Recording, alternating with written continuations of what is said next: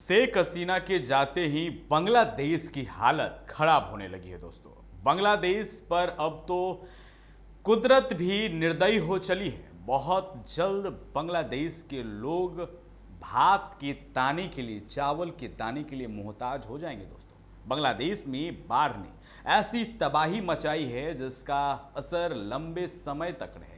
यूनुस सरकार भी अब बेबस नजर आ रही है। जी हाँ, बांग्लादेश में आई बाढ़ ने करीब 11 लाख टन चावल बर्बाद कर दिया है। बांग्लादेशी कृषि मंत्रालय के आंकड़ों से यह जानकारी मिली है कि बांग्लादेश में अब खाने पीने की चीजों के दाम आसमान छूने लगे हैं।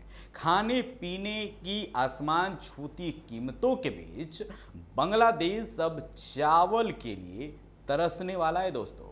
यही वजह है कि यूनुस सरकार अब चावल के आयात बढ़ाने पर जोर दे रही है, मगर उसका सहारा केवल भारत ही होगा। दरअसल आपको बताते चले कि बांग्लादेश में बाढ़ ने अपना रौद्र रूप दिखाया।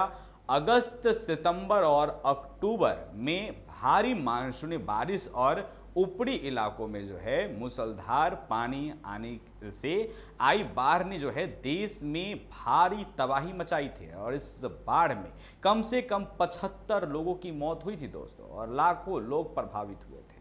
पूर्वी और उत्तरी इलाके में सबसे ज्यादा नुकसान हुआ। यहीं पर फसलों को सबसे ज्यादा जो है नुकसान पहुंचा है और कृषि मंत्रालय की माने तो इस साल बाढ़ की वजह से चावल की पैदावार में भारी कमी आई है और इसका असर है कि बांग्लादेश में अब चावल के दाम आसमान छूने लगे हैं।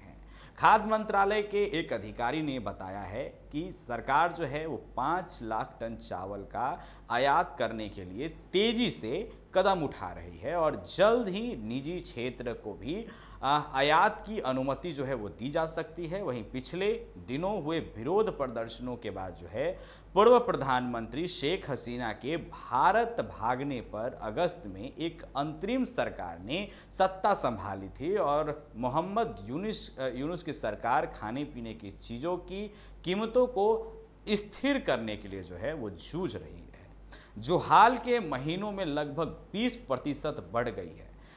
यही वजह है कि बांग्लादेश अपने यहाँ चावल का आयात बढ़ा रहा है। बांग्लादेश अब फिर से भारत के सामने हाथ फैलाने को तैयार है।